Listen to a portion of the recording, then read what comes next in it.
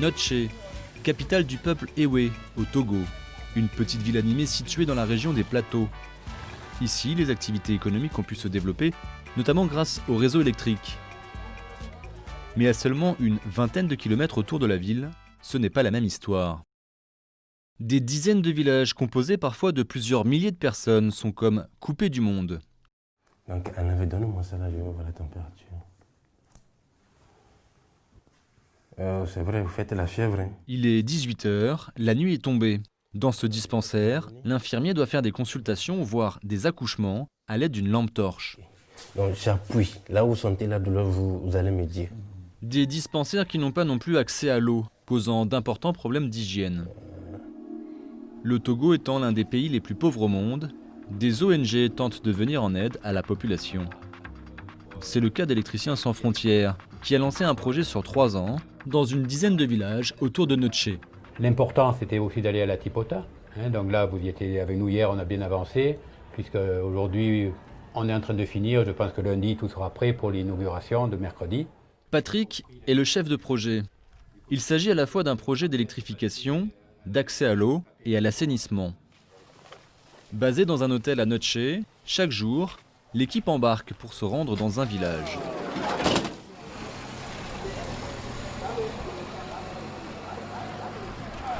S'il existe bien une route goudronnée qui traverse le pays du nord au sud, c'est beaucoup plus compliqué sur les petites pistes en terre, souvent très accidentées. Il faut savoir que l'ensemble du village, des 10 villages que l'on a dans le projet, on peut les atteindre en moyenne entre une demi-heure et 1h15 par la piste. Pour parcourir seulement une vingtaine de kilomètres. Mais par temps de pluie, cela peut durer bien plus longtemps.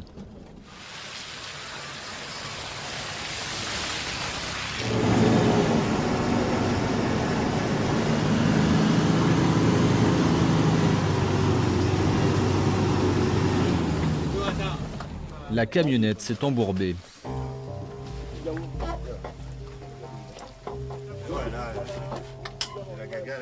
Heureusement, le village n'était plus très loin. L'équipe décide de finir à pied. Ça gronde le tonnerre. Ils trouvent finalement un 4x4 pour les emmener au dispensaire du village.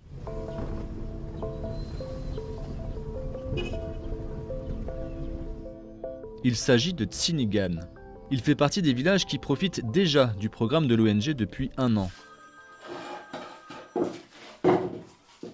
Le dispensaire dispose de lumière pour les consultations et accouchements, grâce à l'installation de panneaux solaires couplés à des batteries. Les panneaux solaires donc, alimentent en électricité pendant la journée tous les locaux du dispensaire et rechargent en même temps des batteries, ce qui permet la nuit d'avoir de l'électricité également. Ce système assez simple et totalement autonome a déjà été répliqué dans plusieurs villages. Il permet une amélioration considérable des soins. Ça nous a permis de brancher le frigo pour conserver les vaccins. Donc, surtout pour les maladies sous surveillance épidémiologique. Voilà, c'est eux qui sont dans le frigo. Oui, c'est la salle de la suite de couches. Et nous avons aussi la lumière dans la salle. Et ça nous permet d'éclairer la salle, surtout les nuits. Après l'accouchement des femmes, c'est ici que nous les gardons. Et il y a la lumière chez eux avec les enfants. Et on n'est plus dans l'obscurité. Ensuite, pour répondre aux besoins en eau, notamment pour assurer une meilleure hygiène, la toiture permet de collecter l'eau de pluie. Elle est dirigée vers un réservoir souple et très résistant, posé sur une structure en béton. La plupart des dispensaires seront équipés d'un système de purification pour rendre l'eau parfaitement propre. Des filtres que Laurent inspecte aujourd'hui et il constate qu'il va falloir les nettoyer. Ah, il est un peu marron. Il n'est pas noir, mais... Oui, il est un peu sale.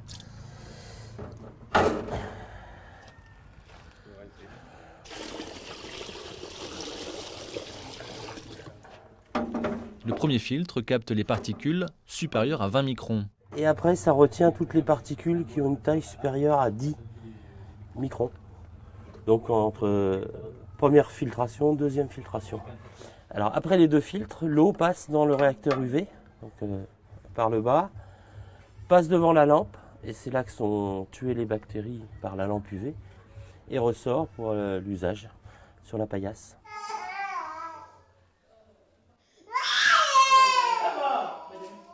Sincèrement, avant, on souffrait. Après les examens, on ne trouve pas de l'eau pour laver les mains. Mais quand on a fait de l'eau là-haut, c'est très propre. Après chaque examen, après chaque injection, on lave les mains, on désinfecte les mains.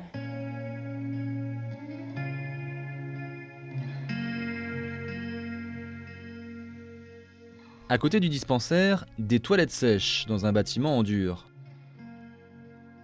6 cabines composées de 2 toilettes, chacune disposant de sa propre fosse.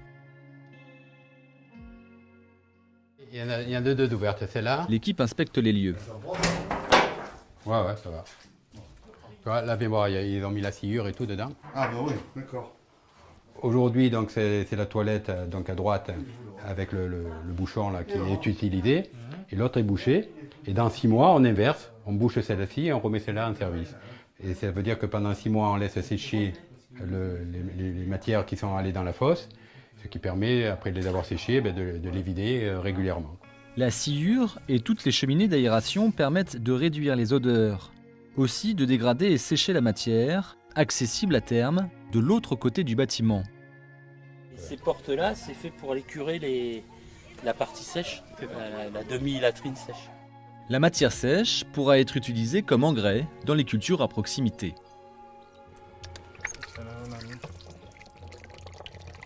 Un lave-mains en sortie des sanitaires permet d'améliorer encore l'hygiène. Très bien. Et pour pouvoir éliminer les germes après la défécation dans les latrines. Enfin, 2 douches complètent l'ensemble du dispositif conçu pour les patients du dispensaire. Notamment les jeunes dames qui viennent accoucher, après un accouchement, peuvent prendre la douche.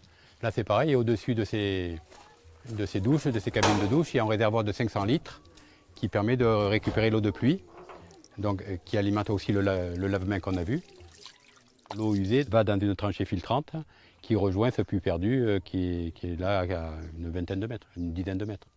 Et lorsqu'il n'y a pas d'eau, qu'il ne pleut pas, on est alimenté par le forage.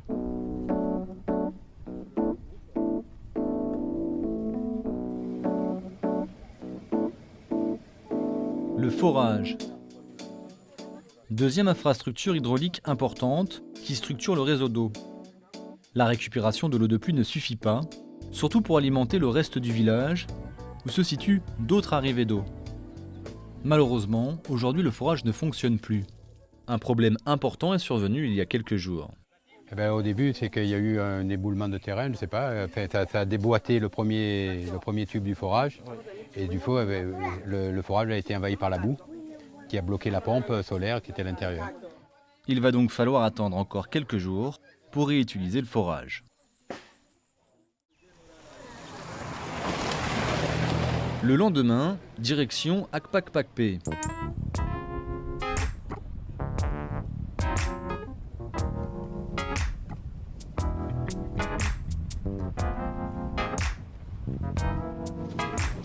Un autre village dont les travaux sont en cours de finalisation.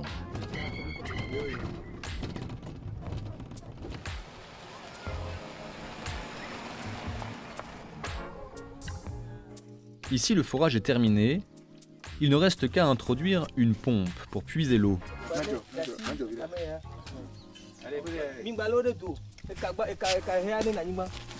Ce type de pompe électrique fonctionne en totale autonomie grâce à des panneaux solaires.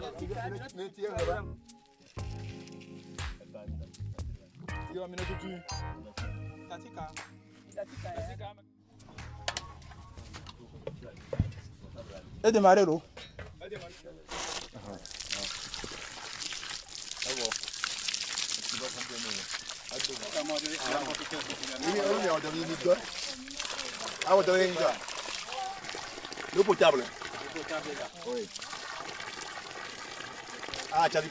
On a une pompe de 1,4 kW qui permet d'alimenter, en principe avec le dispositif que l'on a mis, tous les jours on pourra extraire par jour d'ensoleillement normal à peu près 10 mètres cubes d'eau. Tout le monde en profite pour boire un peu. Il fait plus de 35 degrés à l'ombre. La qualité de l'eau avait déjà été étudiée avant les travaux. Toutefois, Laurent récupère un échantillon pour réaliser des analyses complémentaires. Les derniers raccordements vont permettre d'envoyer l'eau au centre du village. Environ 1 km de canalisation dans des tranchées creusées par les villageois. Donc à l'intérieur, il y a les deux tuyaux, l'aller et le retour, plus le câble de commande.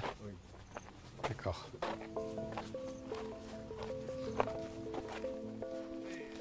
L'eau pompée doit arriver en haut de ce type de château d'eau et remplir un réservoir souple de 10 mètres cubes, soit 10 000 litres d'eau. L'eau pourra ainsi être redistribuée à plusieurs endroits dans le village. Ces structures, en acier, ont été fabriquées avec des apprentis en chaudronnerie.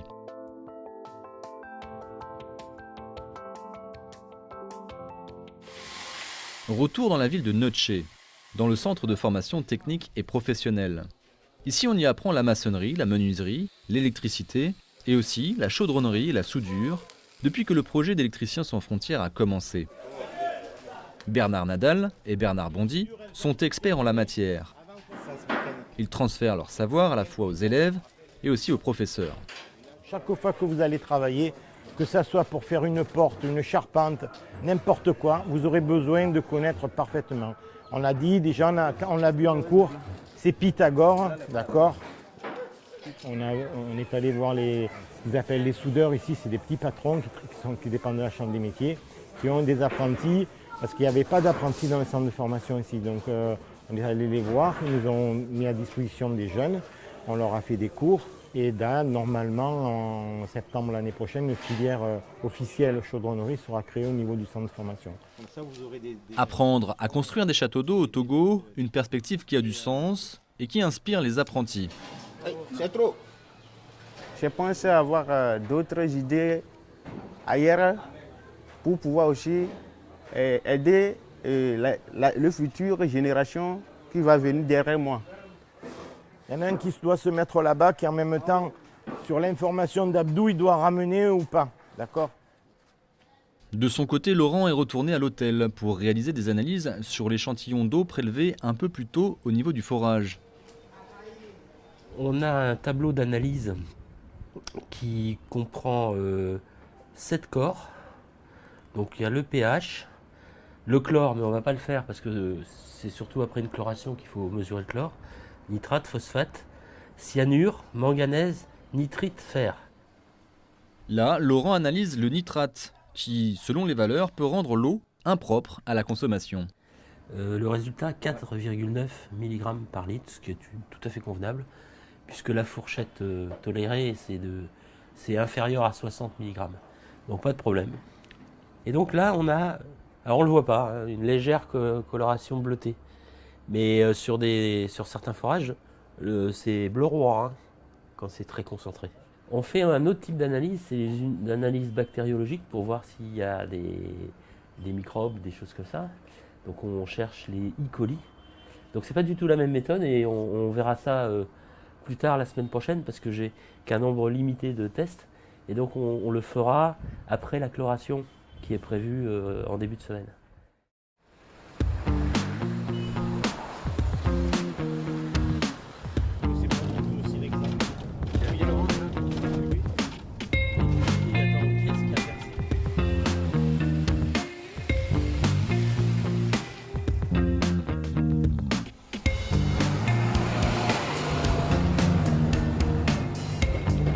Aujourd'hui, c'est une journée chargée dans le village d'Elatik-Pota. Toutes les installations doivent être terminées car le lendemain, une inauguration de grande ampleur est prévue. Le directeur régional de l'eau et de l'équipement rural vient réaliser une visite de reconnaissance. Une installation solaire avec des batteries pour électrifier le collège. Plus loin, une nouvelle école va remplacer des bâtiments très anciens, financés par une autre ONG française, les Amis du Togo. Les élèves pourront aussi profiter d'eau potable à proximité. Ça commence. Il faudrait encore 2-3 jours de pluie, mais ou une grosse pluie pour la remplir. Aussi un château d'eau, une pompe solaire, plusieurs points d'eau, des lampadaires solaires.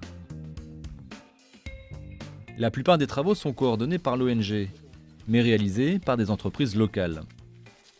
Les équipements sont construits pour durer au moins une dizaine d'années, voire beaucoup plus pour les structures en béton et en acier. Encore faut-il que les utilisateurs assurent eux-mêmes une certaine maintenance des infrastructures, sans quoi la pérennité du projet serait très réduite. Pour éviter un tel échec, les villageois vont créer un comité de gestion.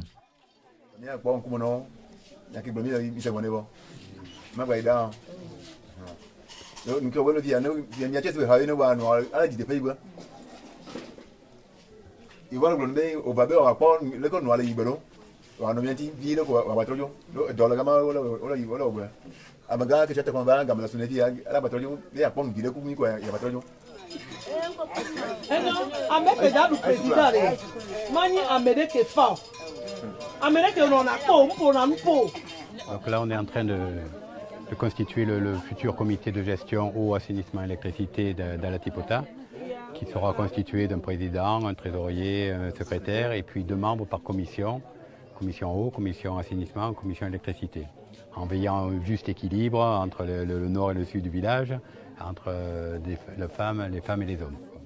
Les responsables sont garants de la bonne gestion des nouvelles infrastructures. Une responsabilité citoyenne et totalement bénévole.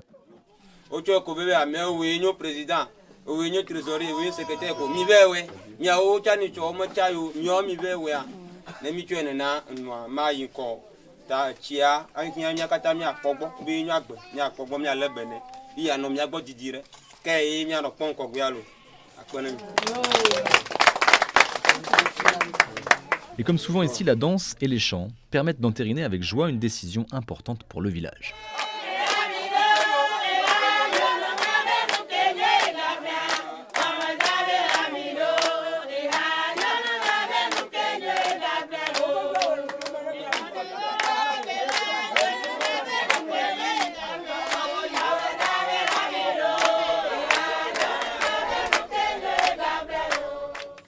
Les responsables récemment nommés vont suivre une formation, d'abord théorique, enseignée par une association locale spécialisée dans ce type de projet.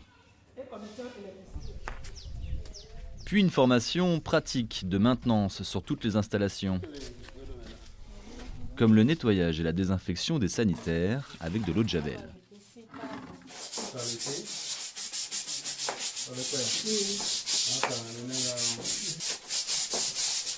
Tout d'abord, il y a un coup de javel pour désinfecter l'intérieur du WC. Et après avoir lavé au javel, on utilise maintenant un coup de savon, l'eau savonneuse pour la propreté. Sans oublier le lavage des mains à la fin des opérations. Les panneaux solaires aussi doivent être nettoyés. Le responsable de la commission électricité et son second vont devoir s'en occuper régulièrement. Il faut le faire en saison des pluies, il faut le faire chaque 2 semaines. Et en saison sèche, c'est 1 fois par semaine. Dans le local technique, sous les panneaux, quelques explications d'entretien. Une attention toute particulière pour le relevé du compteur. Vous allez relever le compteur régulièrement, au moins chaque mois, pour analyser la consommation électrique dans le centre, à chaque mois. Les fontaines d'eau, elles aussi, doivent être entretenues, et là encore, des compteurs sont à relever. Si l'eau et l'électricité sont accessibles gratuitement pour les écoles et les dispensaires, ce n'est pas le cas pour les habitants. Ça fait 349 mètres cubes. L'idée est de générer suffisamment d'argent pour payer d'éventuelles réparations et maintenir l'ensemble des installations en marche le plus longtemps possible. Par exemple, ici, la fontaine est accessible à certaines heures. En dehors de ces horaires, l'arrivée d'eau est cadenassée.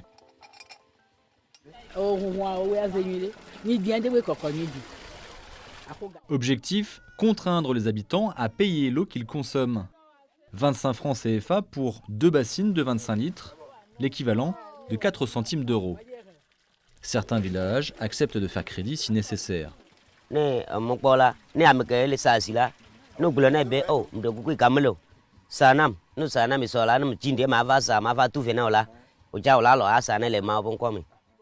Même histoire pour l'électricité. Beaucoup utilisent un téléphone portable. Coût de la recharge, 100 francs CFA, soit environ 15 centimes d'euros.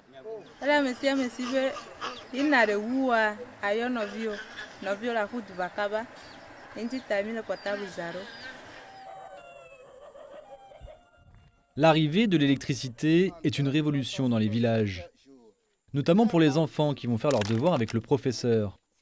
Tous les soirs, à partir de 18 h, comme ici, dans le village d'Akake. Histoire, c'est quoi histoire? Oui, Amouga. Histoire est le récit des hommes de la vie passée. Histoire est le récit des hommes de la vie passée. Un banc d'amour.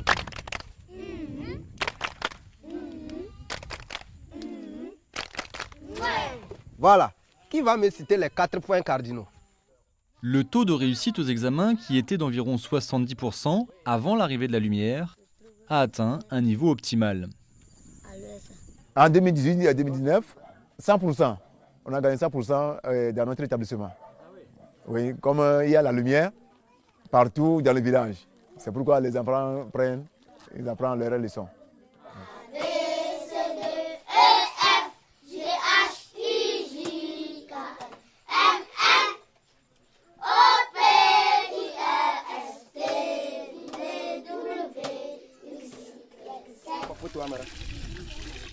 L'arrivée de l'eau de bonne qualité dans les villages est aussi une révolution, là encore pour les enfants. Ça nous facilite la tâche parce que comme nous avons l'eau à côté de nous, ils ne rentrent plus dans leurs maisons respectives pour aller boire et revenir. Aussi, après avoir mangé, ils boivent de l'eau potable. On n'a plus de l'eau sale que nous buvions avant. C'est aussi un énorme changement pour les villageois, et en particulier pour les femmes, qui avaient la responsabilité d'aller chercher de l'eau, parfois à plusieurs kilomètres dans un autre village.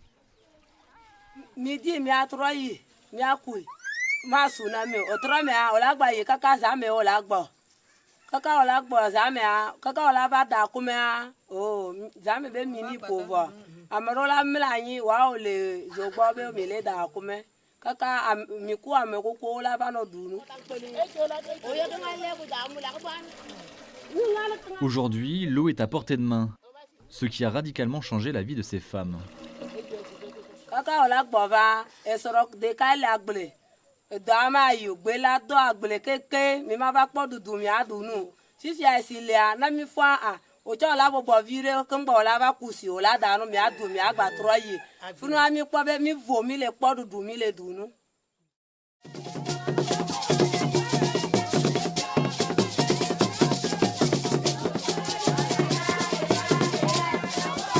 Aujourd'hui, c'est la fête à Alatikpota. L'ambassadeur de France, le préfet, les rois de différents villages et de nombreuses personnalités sont venus pour inaugurer la nouvelle école. C'est l'occasion aussi d'inaugurer les nouvelles infrastructures d'eau et d'électricité.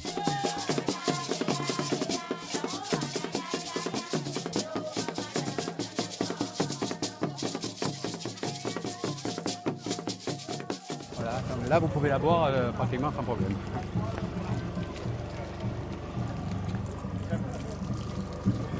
Vous voyez ça.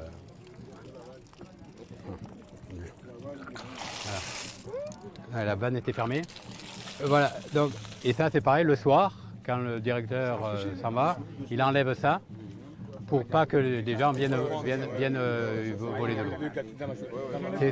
Les robinets, on ferme la vanne et on enlève le robinet pour que personne vienne voler de l'eau, entre guillemets. C'est facturé combien l'eau? Alors l'eau elle est facturée 25 francs les deux bassines de 25 litres. Donc ça fait 25 francs les 50 litres. Quoi. Tous sont conscients du travail accompli et du développement local que cela implique. Un projet de développement durable, notamment grâce à l'usage d'énergies renouvelables, un projet de solidarité et aussi une aventure humaine. Permettez-moi pour conclure de m'adresser directement aux nombreux villageois dans leur langue et pardonnez-moi par avance mes erreurs de prononciation. Medokbe Nami, Miakpata Miledu, Echi Kuejo, mi ledu ne dua, me enkondede, akpe, akpe, akpe kaka.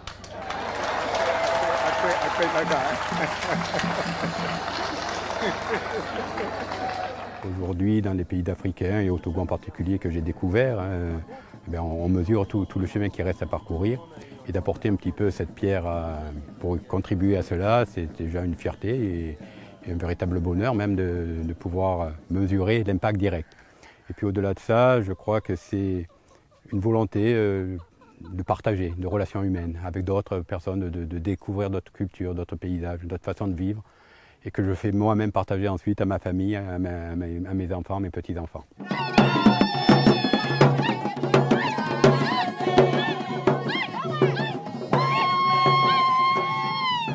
Ici, la fête va continuer toute la journée, voire toute la nuit.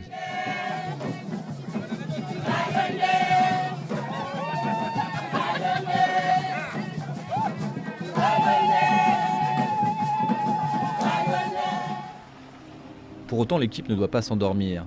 Si le projet en cours doit permettre à une dizaine de villages d'avoir accès à l'eau, l'assainissement et l'électricité, déjà un autre projet du même ordre pourrait voir le jour d'ici quelques années.